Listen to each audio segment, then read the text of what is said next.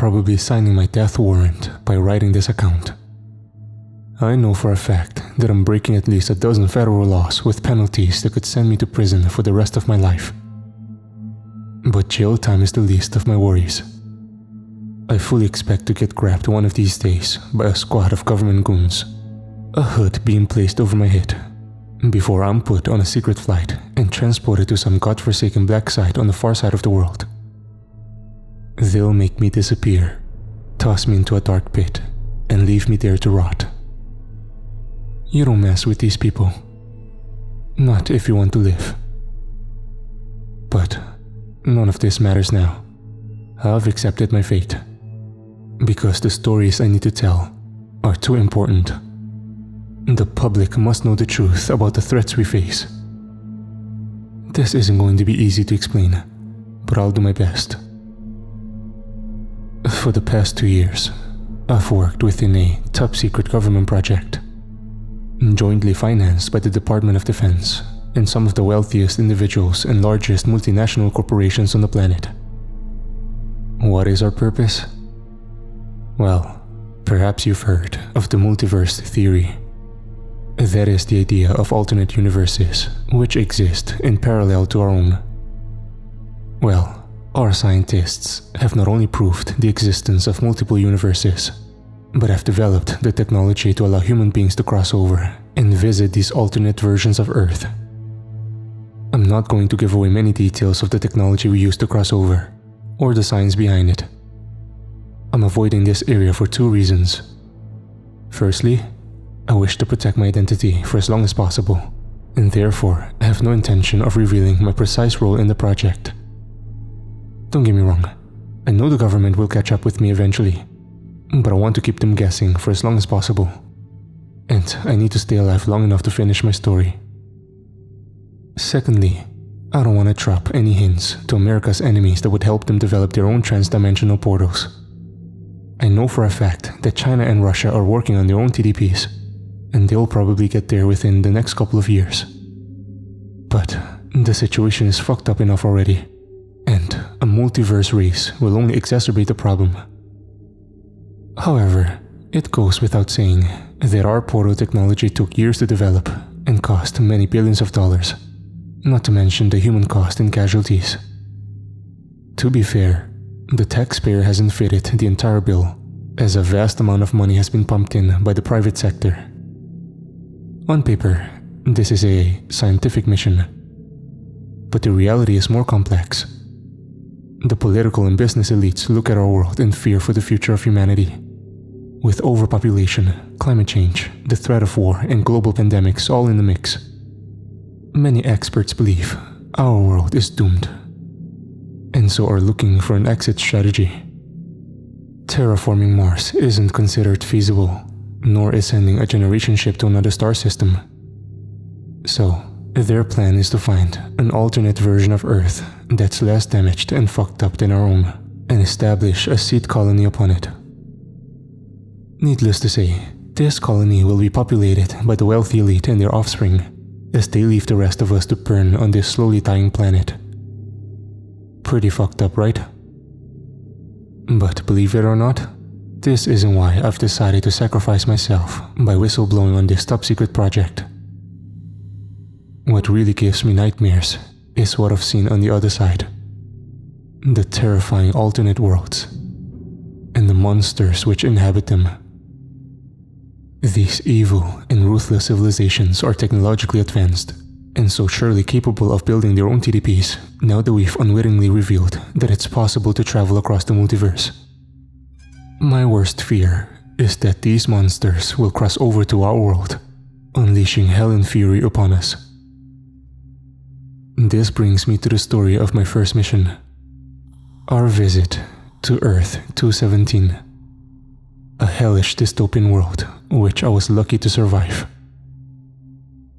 Before I get to this, however, it's worth explaining a bit more about the process of transdimensional travel. Again, I'm not going to reveal any technical details, but I can explain a few things. You might imagine a transdimensional portal as something like a whirlpool or a black hole.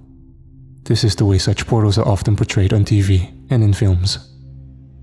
The reality is somewhat different, however. The best way I can describe the portal is a fluid membrane, a window to another reality. It's a controlled passageway which allows one to see what's on the other side, an image as clear as looking through a pane of thin glass. When you pass through the membrane, it's like immersing yourself in water. For a few seconds, you can't breathe, and everything goes dark. And for a terrifying moment, your brain panics, as you think you won't make it. But then, you pass through to the other side, taking a deep breath of hopefully clean air and never having felt so relieved to be alive. Needless to say, it takes an astronomical amount of energy to open a portal and to keep the field stable long enough for a team to cross over safely. The money and power that goes into this means it's only possible to keep a portal open for 2 minutes, and the passageway is only wide enough for 2 men to cross over, walking shoulder to shoulder. Therefore, we can only deploy small teams with the bare minimum of equipment. We can't bring whole vehicles through, so need to rely on quad bikes and motorcycles, and we use small, short to medium range drones for reconnaissance. The initial crossing is a tight and well-organized procedure, but the return trip is often frantic and chaotic. The survey teams aren't able to open a TDP from their end. This must be done from the research facility back on our Earth. The timeline is tightly coordinated, with the portal being reopened exactly 24 hours after the initial crossing. Any members of the team who don't make it back to the rendezvous point in time are going to be stuck on the other side indefinitely, and will need to deal with whatever threats they encounter without assistance. Now, the return shouldn't be a problem if the team has a clear run on the other side. But if they've run into trouble, well, that's a different story. It's worth pointing out that the majority of the worlds we've discovered and visited aren't so different from our own. There might be a few historical divergences, but basically, you have societies not dissimilar to Earth 1. These worlds are written off as unviable, however. They have the same problems as us: overpopulation, pollution, the threats of an extinction-level event, and so on. Basically, they're not what our wealthy benefactors are looking for, as they aren't suitable for colonization. Nevertheless, the trips over to these worlds are generally straightforward and risk-free. It's the minority of missions that prove problematic. Now, it goes without saying that we don't send men and women across until we check out the conditions on the other side. As a first step, we send across a robot similar to the Mars rover, designed to test soil samples and oxygen levels, checking the atmosphere for toxins and background radiation. The latter could indicate that a nuclear war has occurred at some point in the planet's recent history. On 2 occasions, the probes haven't returned. One time, the robot emerged in the stratosphere, floating aimlessly through space before the communication feed cut out. Our theory is that, in this universe, the Earth itself had been destroyed and broken up into debris. On another mission, the robot discovered a dead planet without any signs of life and no evidence that it had ever existed. The temperature was so high that the robot burned up within a minute, and the mission was abandoned. Most times, however, the probe will send back its data for analysis, and our people will assess that it's safe to send in a survey team. Things become interesting when we discover a world very different to our own. The most viable world we visited is one where Homo sapiens went extinct before the last ice age, and instead, Neanderthals have evolved to become the dominant species. However, this Neanderthal civilization hasn't developed at the same rate as ours. They never reached the Industrial Revolution, and are instead living in a medieval world. A primitive agrarian society with a relatively small global population. This version of Earth is actually considered the most viable for colonization by the folk running our operation. However, there is a moral debate within the project's leadership, as it's widely accepted that any human colony will likely result in the genocide of the native Neanderthal population. I suspect this argument won't hold sway in the long run. Millions of natives were wiped out during the colonization of the Americas after all, But of course, this all depends on us surviving long enough to make this happen. Which brings me back to my first story. The mission to Earth 217. It's difficult to describe my emotions on that morning, as I stood in line with my pack and equipment strapped to my back, dressed in combat fatigues and full body armor. I had been through extensive training and preparation prior to this. My first mission and first time entering a TDP. But nothing fully prepares you. I stood on the metal gangway along with 8 other men and women, each ready to push forward either a box full of equipment or a bike, all fixed up to a rail to allow quick access to the TDP. The portal wasn't open yet, but we knew we need to move quickly whenever it did. And the entire team had worked together through training to ensure we could complete our crossing within the tight 2-minute window. Our team leader stood at the bottom of the gangway, close to the vast array of powerful equipment which would be used to open the TDP in just a few short minutes. I'm not going to name the man, nor will I identify anyone involved in the project. Instead, I will use aliases. Many of these people are still alive and working on the project. Others have died, often under horrific circumstances during missions. Their families have been told fake accounts of how their loved ones died. And, given the terrible truth, I believe it's better they continue to believe these lies. Sometimes, the truth is too hard. Our team leader on that mission was an ex-military officer, and for the purposes of this account, I'll refer to him as Custer. I'll never forget the way Custer looked on that morning and the words he spoke in the last moments before our crossing. The well-built, battle-hardened veteran seemed to exert total confidence as he shouted to be heard over the increasing volume of equipment and machinery coming to life. "Listen up, ladies and gents," he bellowed. "Some of you are making this crossing for the first time. Others have walked through the portal before. Frankly, it makes no difference. I'm a veteran of a dozen missions, and let me tell you, no 2 journeys are the same. The probes only tell us so much, and there's no way of knowing what we'll encounter on the other side. It's an unknown environment, and we must be prepared for anything. Some of you are ex-military, others experts in your individual fields.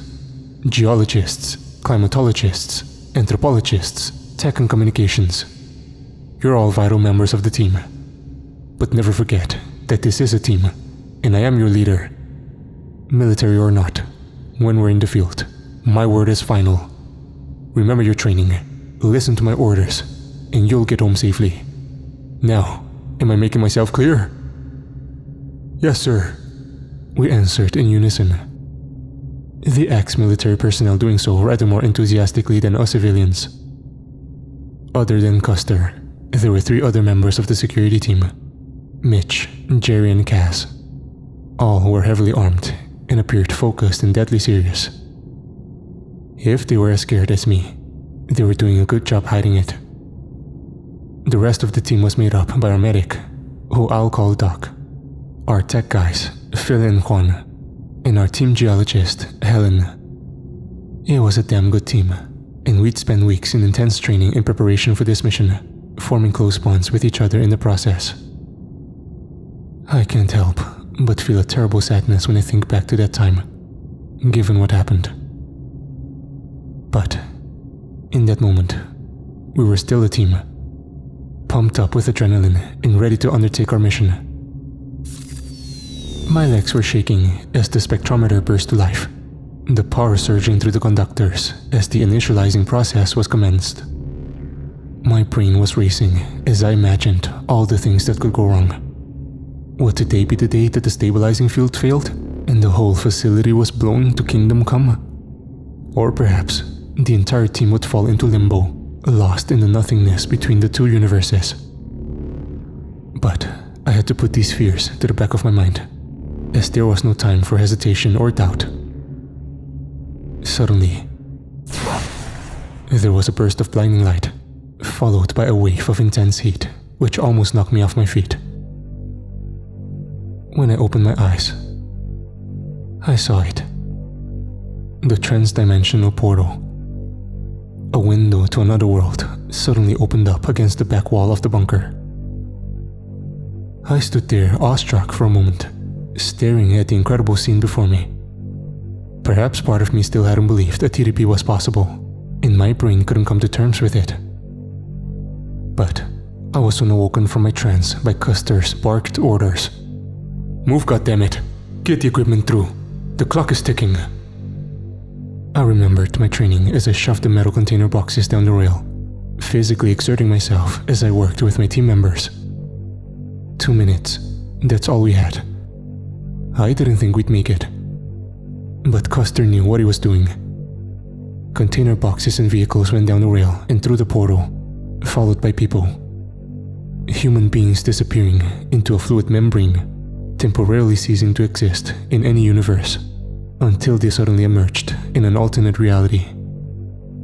I hesitated for a brief second before it was my turn to cross, only to feel a firm hand on my back, physically pushing me forward. I literally fell through the membrane, my brain racing in panic as all the air left my lungs. For a terrifying moment, I knew nothing but darkness. A non-existence that is almost impossible to explain to anyone who hasn't experienced it. But, thank God, it only lasted for a moment.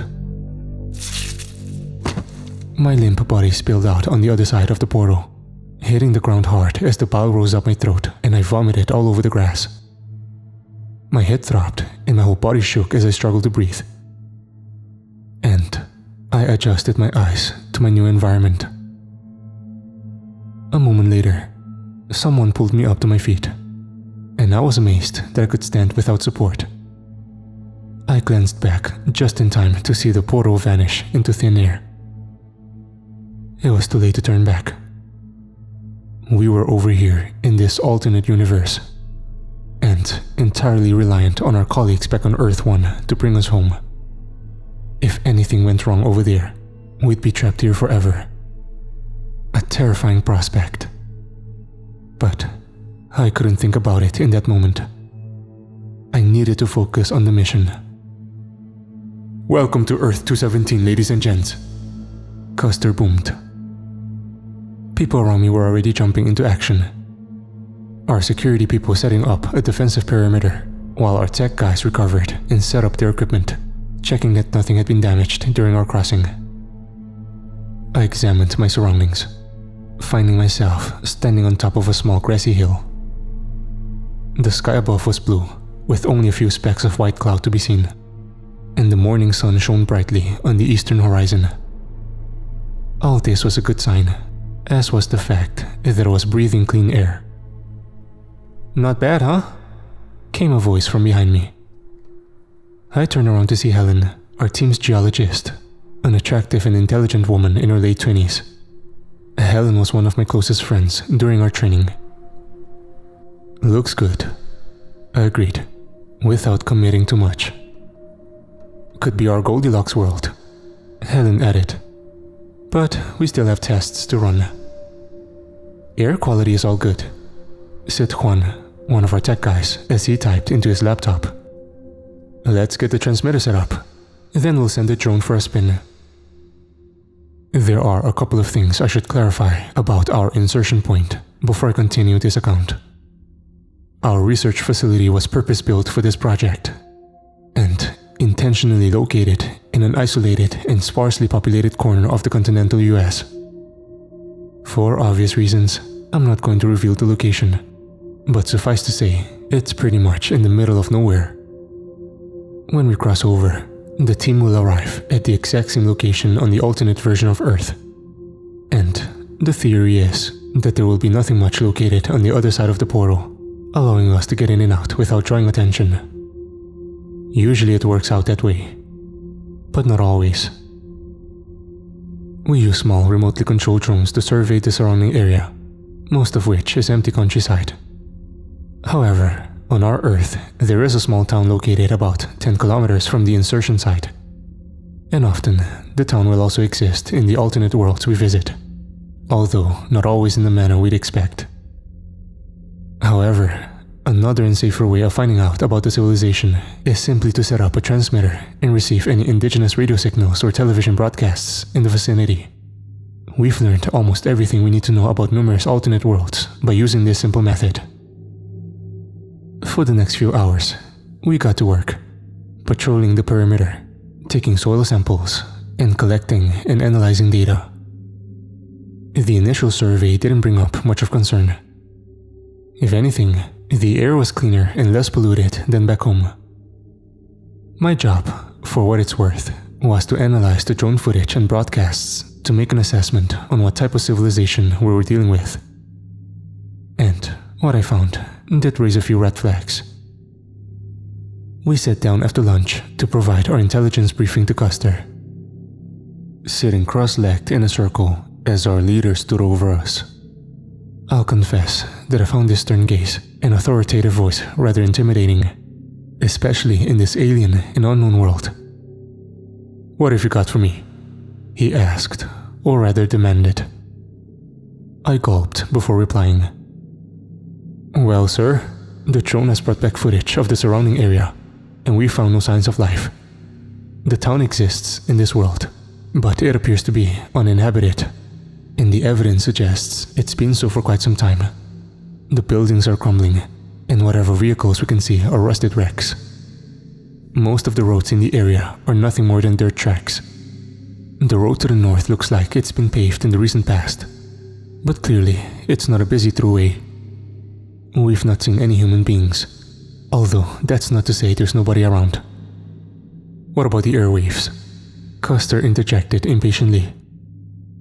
"Well, that's been more difficult to interpret," I replied sheepishly, realizing from Custer's hard glare that he'd surely want more. "What we've heard and seen can largely be regarded as propaganda, military parades, political rallies, and government-sanctioned broadcasts. Not much in the way of cultural diversity." "So, what does this mean?" Custer interrupted. Clearly he was losing his patience. I nervously shrugged my shoulders before answering. "I can't fully commit myself without additional data, but my guess would be some kind of dictatorship or totalitarian regime." "Great, goddamn commie world," quipped Phil, one of our technicians.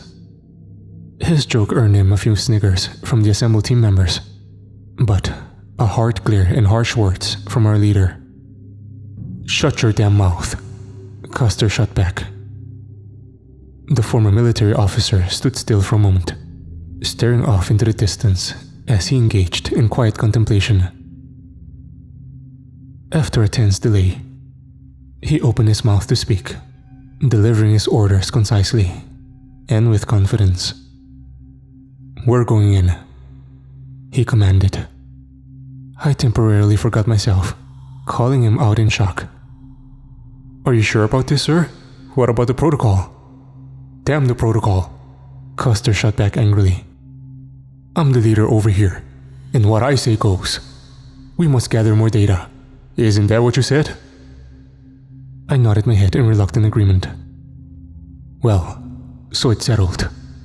We'll take a 4-man team down to the old town, see if it's really as abandoned as it looks. I'll lead the team." He pointed directly at me. "You'll ride with me.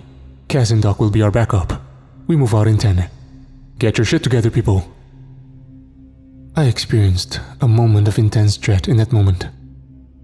I didn't want to go on this mission, but I knew I had no choice. But of course, I had no idea of what lay ahead. It was almost dusk by the time we reached the seemingly abandoned town. We drove to the location on 2 quad bikes, doubled up. I rode with Custer, while Cass and Doc had the second bike. Cass was a tough ex-Marine in her mid-30s, a strong woman who'd spent her life needing to prove herself in a male-dominated environment. The Doc was her team's medical attendant. He was an odd man with peculiar obsessions. As I recall, he'd never really bonded with the rest of the team during our training, and we all regarded him with a degree of suspicion. I got the distinct feeling that Cass wasn't happy about riding alongside the Doc, but she didn't question our orders. To this day, I still don't know why Custer ordered the reconnaissance mission, especially given the risks and unknowns involved. I can only assume he was acting on orders from higher up.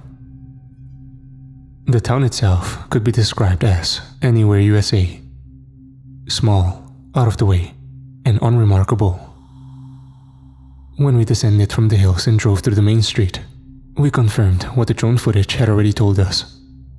This was a ghost town of crumbling buildings, smashed storefronts with faded signs, and rusty old automobiles which looked like throwbacks from the 1950s. Obviously, the settlement had been abandoned decades ago. But why? There were no toxins in the air, no background radiation. It was as if the entire population had just upped and left one day for no apparent reason. At first glance, there were no signs of life. Nevertheless, I felt incredibly uneasy as we drove down that debris-strewn main street. The hair stood up on the back of my neck as I got the distinct feeling we were being watched. Suddenly, a flurry of movement out of the corner of my eye, turning to see a dark figure disappearing behind the smashed-up wreck of a truck. "Did you see that?" I whispered in panic. "Keep calm," Custer answered in an authoritative tone. He put his foot down on the accelerator. But a few yards down the road, we hit an invisible wall, as all of our tires were pierced simultaneously, bringing our quad bike to a sudden halt. "Fuck!" Custer swore. "They've spiked the road." In an instant, he jumped off the bike and pulled his assault rifle from his shoulder. And a moment later, he dragged me from my pillion seat, pulling me down to the ground as we took cover behind the now immobile quad bike. Custer shouted back to the second bike, which was yet to hit the spike trap. "Stop!" he cried. "Ambush! Get down!" Cass responded in an instant, bringing her vehicle to a halt before descending with her rifle at the ready.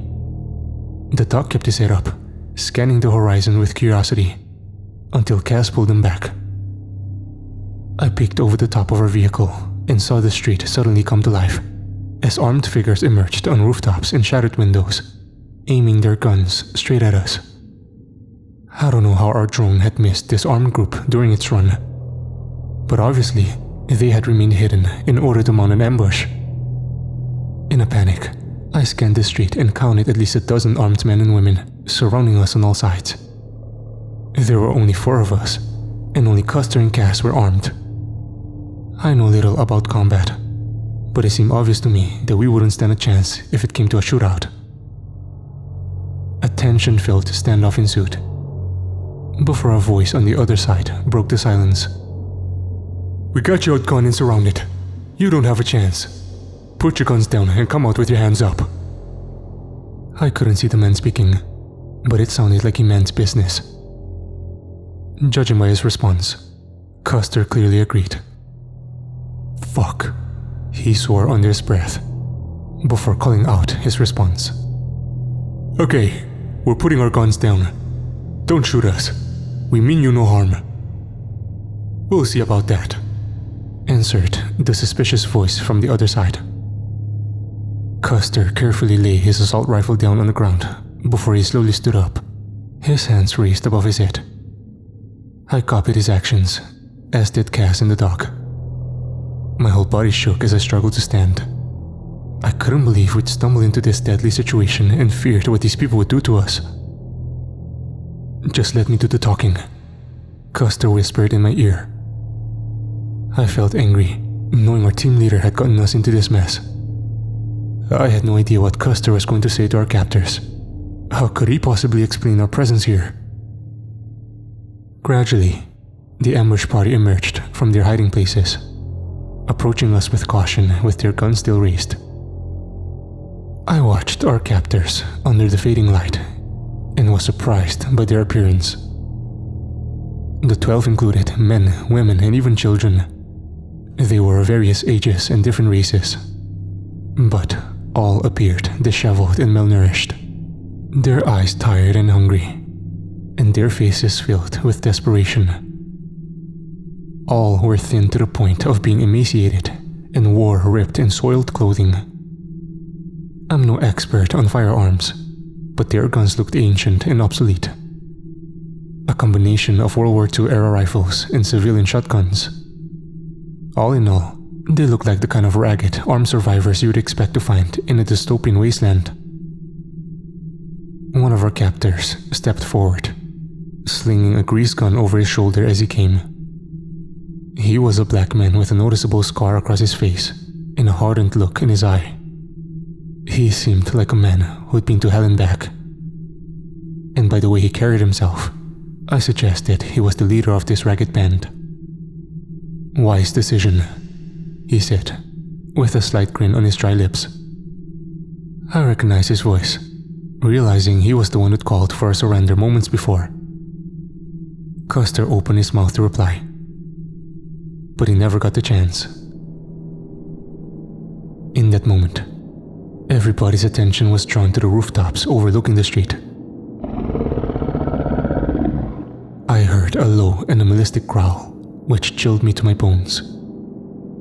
Looking up to see what I can only describe as a living nightmare, the creature was half man, half wolf, its snout packed with razor-sharp teeth, and its eyes filled with intense hatred. I looked on in awestruck terror as the beast stood up on 2 feet, revealing claws as sharp as steak knives. And then, it opened its horrible maw, unleashing a god-awful howl that drowned out every other sound. The armed men seemed frozen in fear for a second, until their leader prompted them to take action, screaming, "Kill it!" Suddenly, the air was filled with bullets, the din of gunfire almost deafening. The beast should have been hit, but it moved so fast, leaping from the rooftop and pouncing on the nearest rebel, ripping his throat out in a mere second, and spilling his blood all across the street. Somebody screamed, before the gunfire commenced once again, but the beast seemed immune to the bullets as it tore down the street, hitting one rebel after another, tearing them to shreds with its teeth and claws before they could react. I heard the blood-curdling screams and saw the blur of bloody violence as bodies were ripped apart and viscera was spattered all over the tarmac. Custer shook me out of my shock-induced trance, grabbing me and screaming, "Get behind me!" He picked up his M4 carbine and made it ready to fire. No one from the other side tried to stop him. They were too busy dying. By now, the beast was ripping the head of its 6th victim. Custer advanced upon it, firing on full automatic as he moved. At least one of the bullets hit the mark, causing the monster to howl in pain. But the round didn't even slow it down. Suddenly, the beast turned its attention to Custer, who was desperately trying to load a new magazine into his M4. The beast jumped him before he had the chance, slashing Custer's chest with his claws. Custer screamed as he fell backwards, and the beast bit deep into its victim's shoulder. I was sure he was done for. But just then, the gunfire started back up again, as a burst of round struck the monster and forced it back, releasing its deadly grip upon Custer. I looked up to see Cass advancing, firing short bursts from her M4. The beast was hit again and again, but the bastard wouldn't die. Cass didn't miss a beat, however. She kept pumping bullets into her target's body until her magazine was empty, and then she dropped the rifle and drew her sidearm, a 9mm Glock. She kept on shooting without mercy, ignoring the creature's whimpered cries in her determination to end its life. Finally, she stood over its limp body and emptied the last 5 bullets straight into its head.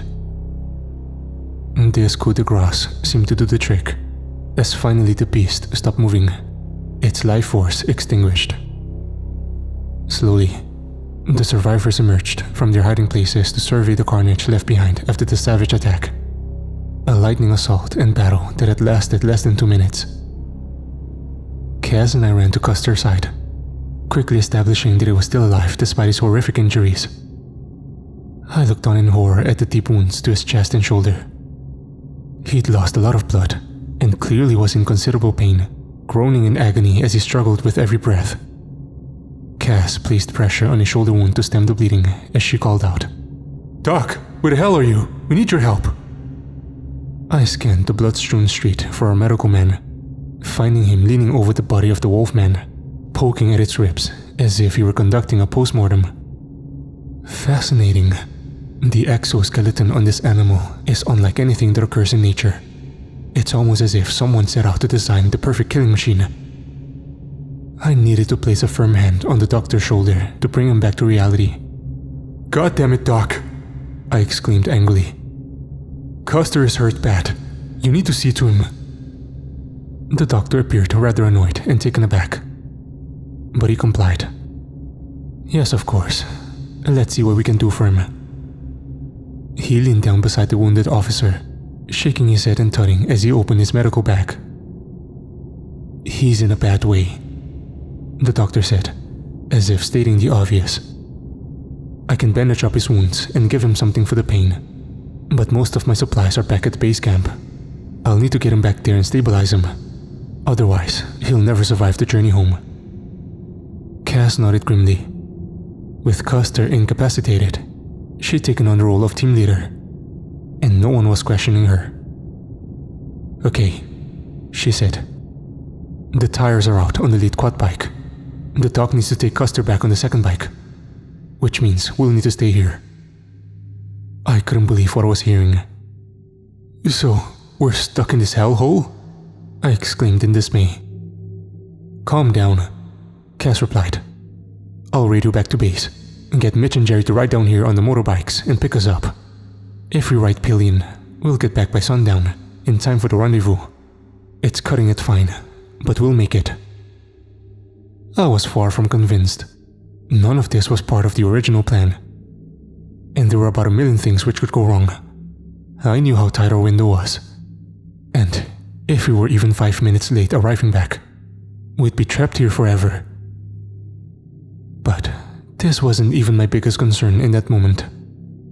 I was far more worried about how we would survive the night. "And what the hell do we do if another one of those monsters show up?" I asked, pointing to the bullet-ridden body of the wolfman. "Then we deal with it," Cass shot back angrily. "Now, help me with Custer." We gently lifted our leader's body and got him onto the back of the quad bike. I watched as the doctor drove the bike out of the ghost town and back into the hills. At the time, I honestly believed we'd sign our death warrants. But I couldn't deny that Cass had made the right call.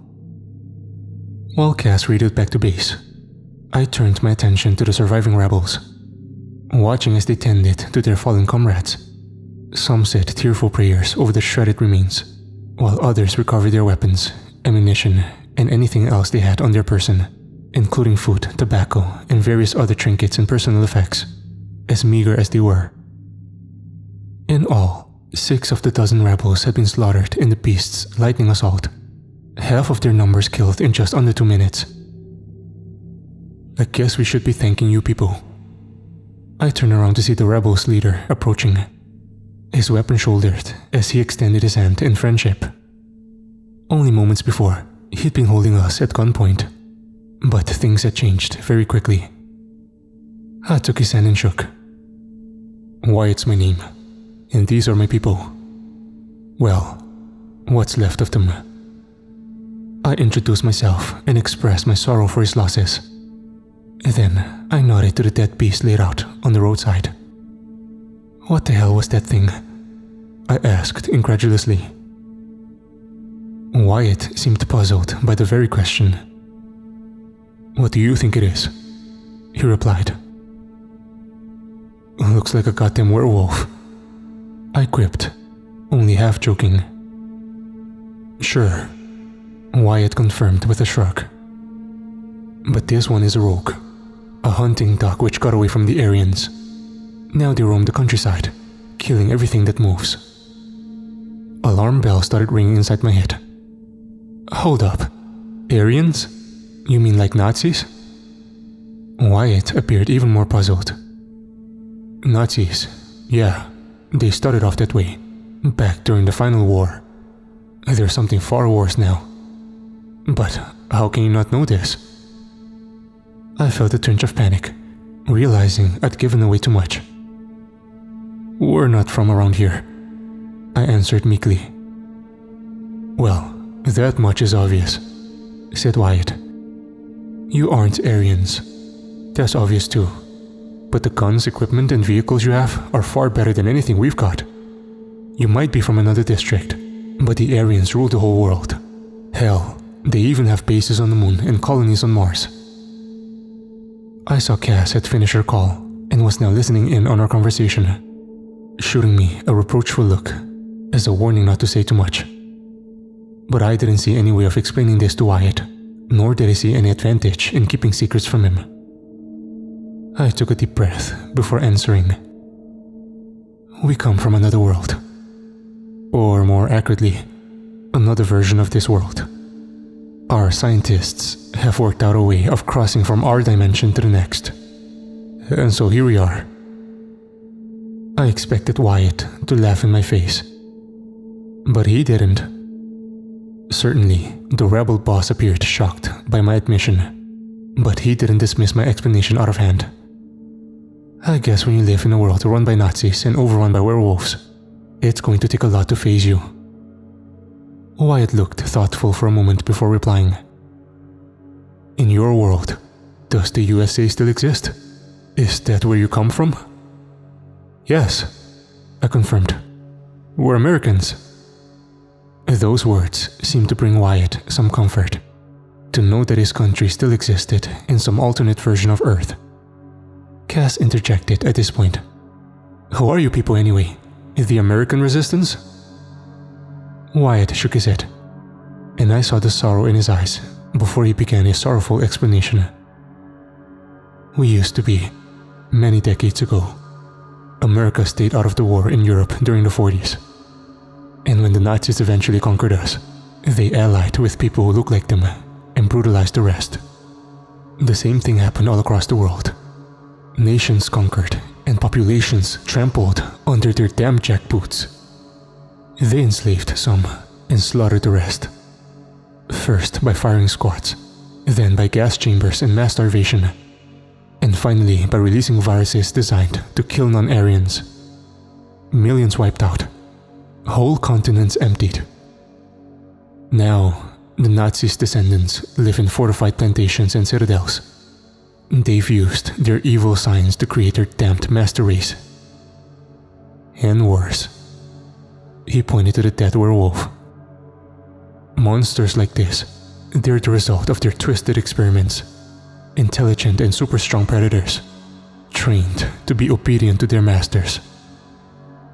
He raised his voice, and the anger and pain were evident in his words. "And us? We're not the resistance anymore. We're goddamn prey. They hunt us down for sport, slaughter us like cattle. All us folk can do now is try to survive. We hide, move from place to place, and fight back when we can. But we're dying out.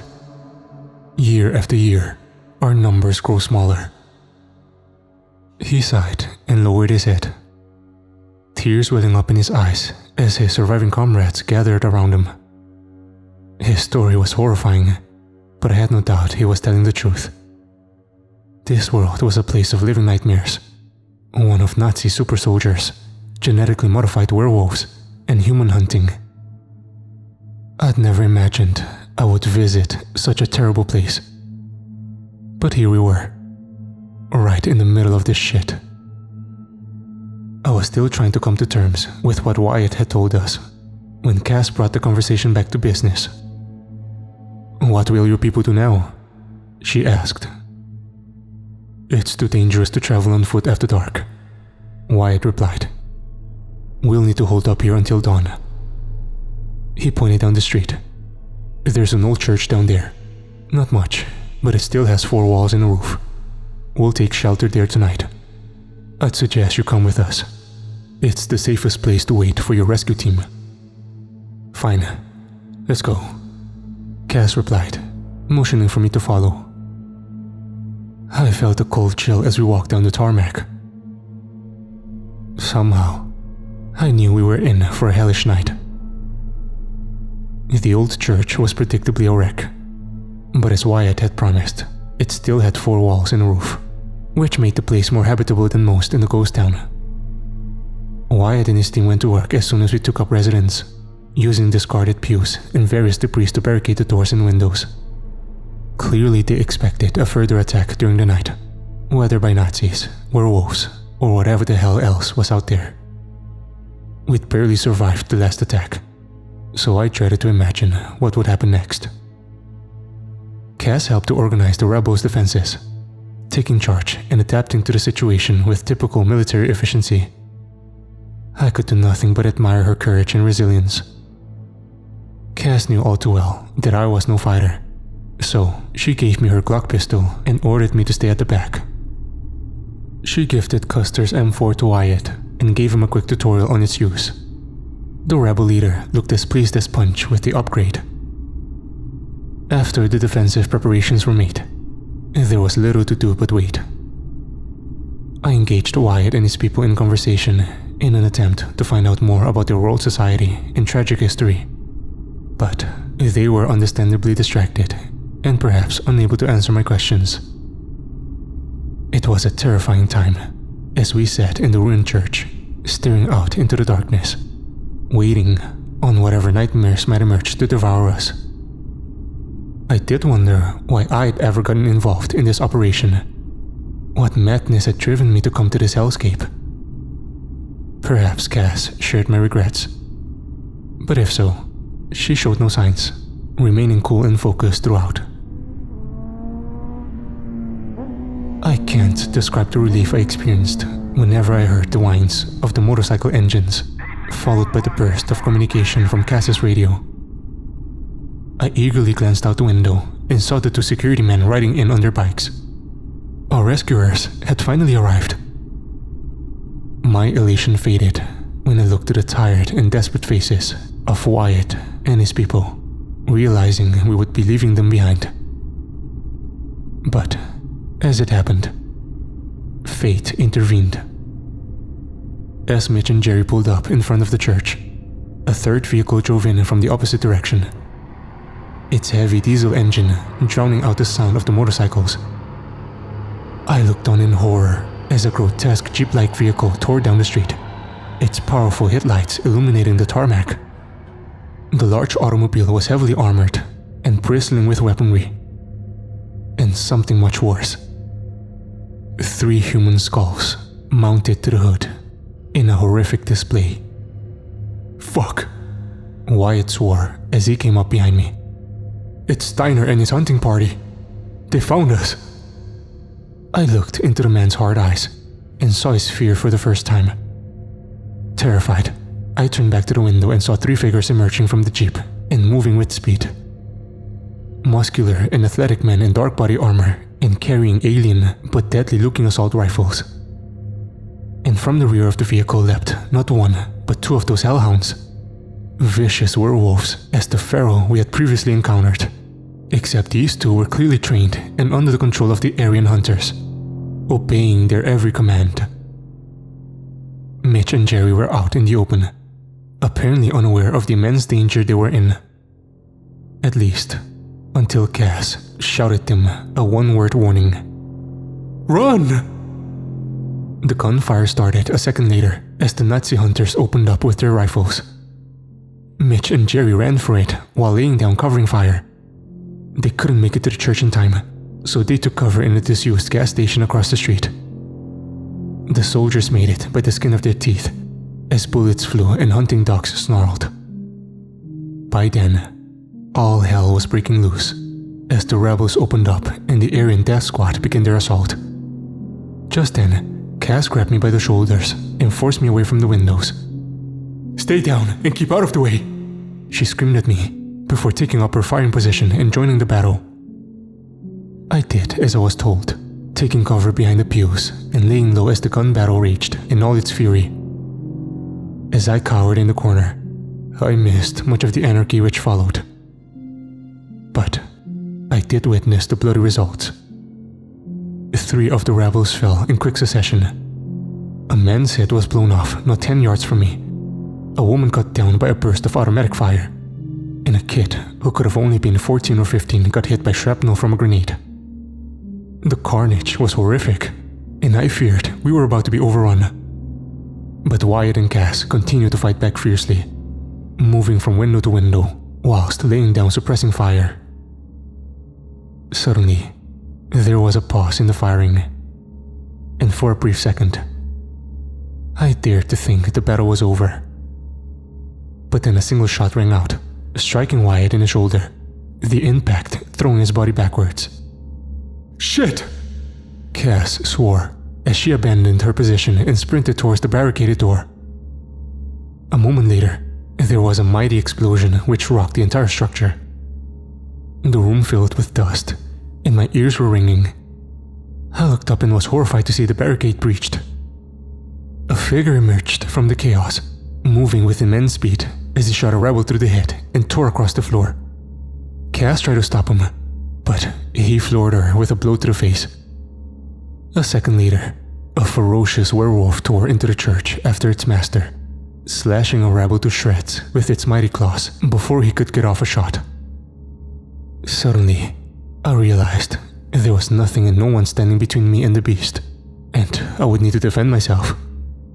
Raising my pistol with a shaking hand, I managed to fire a single shot, missing my target.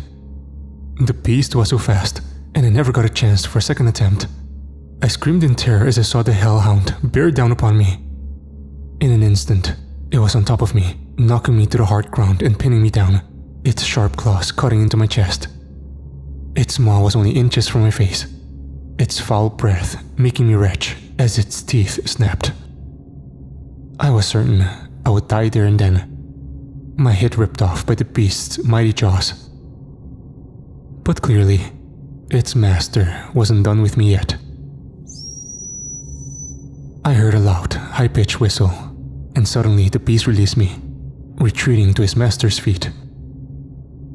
I struggled to breathe, hardly believing I was still alive.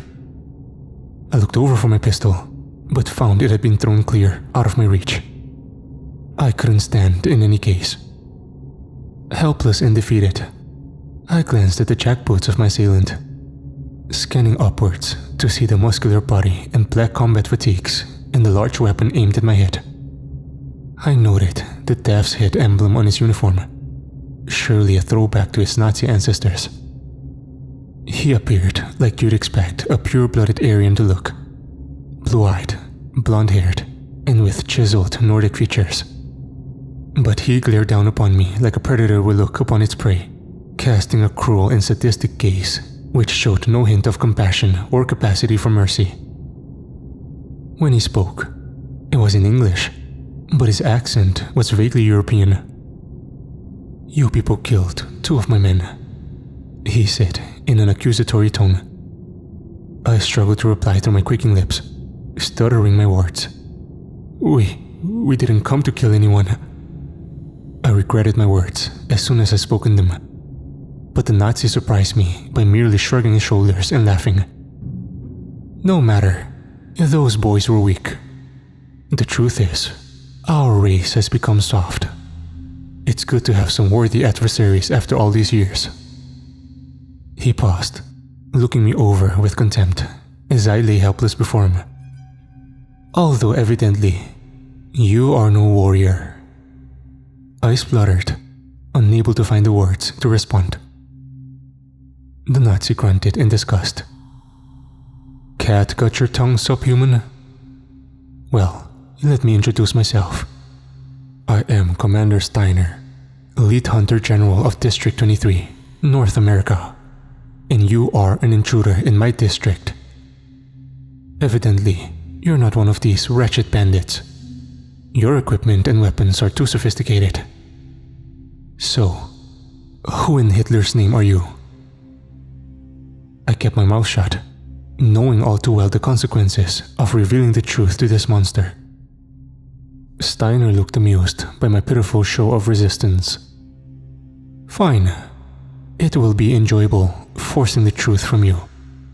I consider myself something of an expert on torture techniques, and I'm always keen to find new subjects for my work."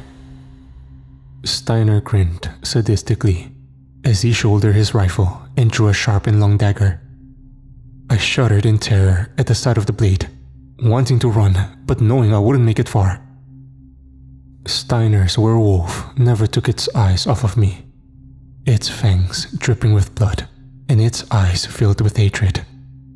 Steiner advanced upon me, his eyes focused and his knife at the ready. In my panic state, I saw movement out of the corner of my eye, a scream of fury from a voice I recognized. To my astonishment, I saw a wounded Wyatt charging across the floor, screaming like a berserker as he came. I looked to his hand and saw the deadly device he carried. A grenade, with its pin pulled. The werewolf reacted fast to defend its master, but not quickly enough. The beast hit Wyatt, knocking him down, but the grenade detonated a second later, blowing them both to Kingdom Come. The explosion was so close I was deafened by it, as the blood and guts of the man and beast sprayed all over me in a sickening display. Somehow, I forced myself to my feet, surveying the carnage and gore before me. Wyatt had sacrificed his life to save me, and I could never thank him. I searched for Steiner and saw his motionless and bleeding body laid out on the floor. I struggled through body parts, still in a daze when I spotted a figure approaching at speed.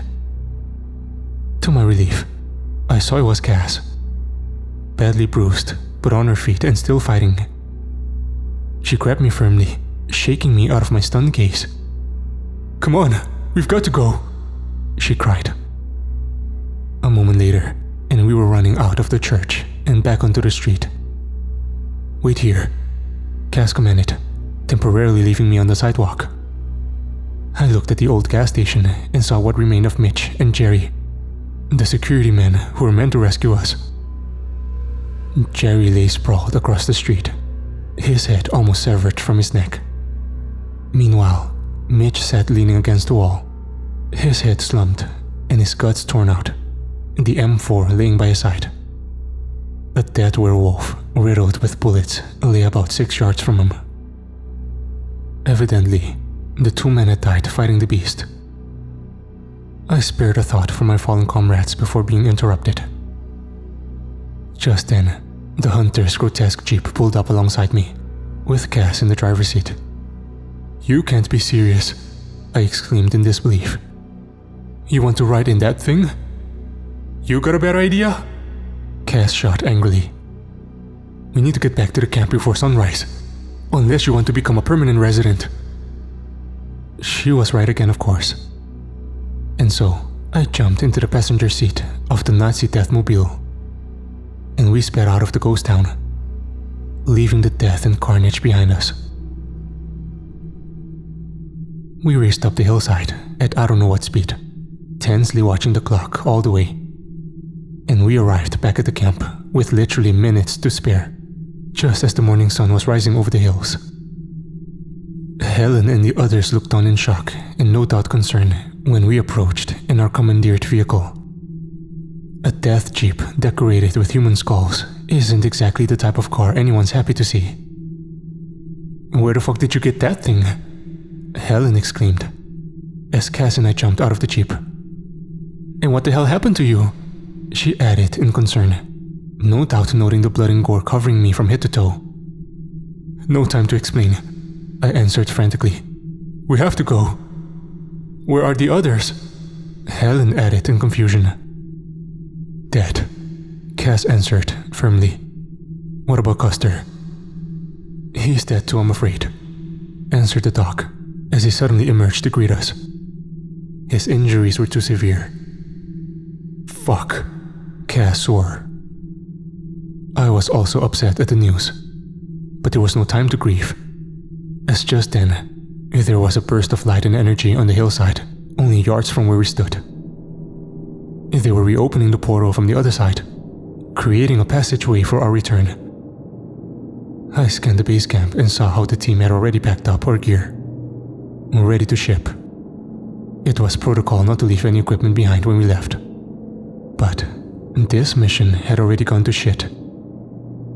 Still, I watched with joy as the portal opened, and I thought we were finally safe.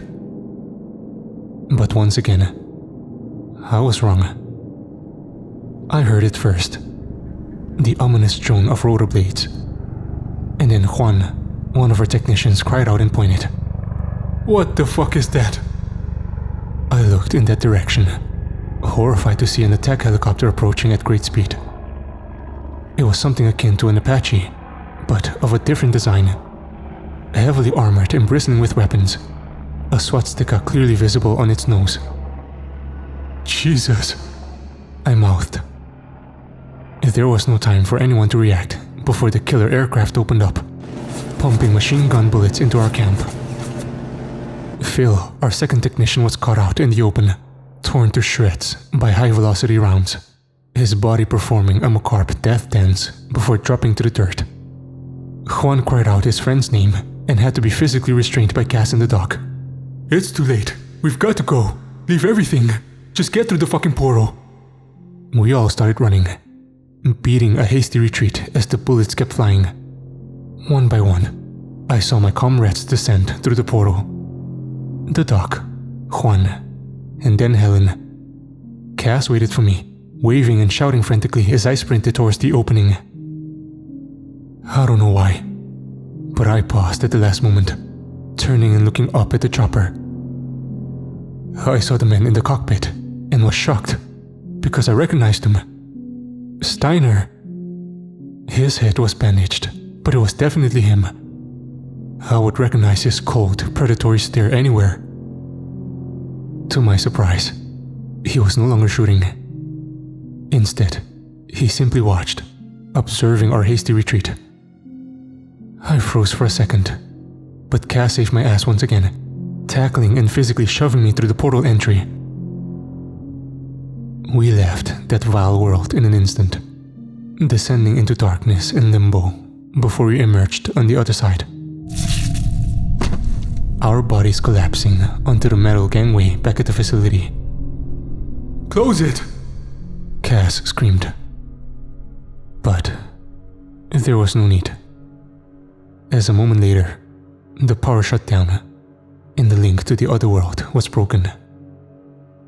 I struggled to breathe as I adjusted to my surroundings, my brain not registering that we were really safe.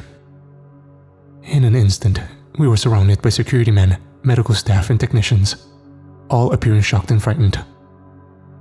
And who could blame them? They'd never seen a mission go south this badly. A team of 9 had made the crossing over to Earth 217. Just 24 hours later, only 5 had returned, without any of the weaponry and equipment they set out with. The mission had been a total clusterfuck, and I dreaded the inevitable hours and days of debriefing which would surely follow. But that's not what really scared me.